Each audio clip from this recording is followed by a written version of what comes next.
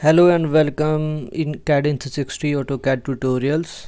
Today in this video we are going to learn how to change text font in AutoCAD 2024.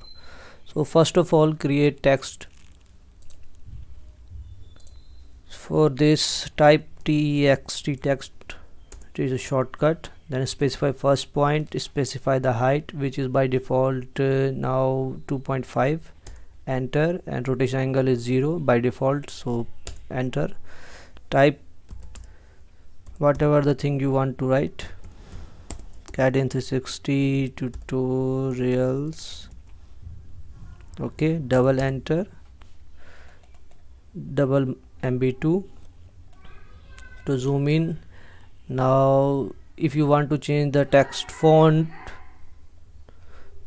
in this, so type ST for text style, press enter, and text style box will appear, and here by default it is Arial. Now you can change it to any style, and we are going to select Times New Roman.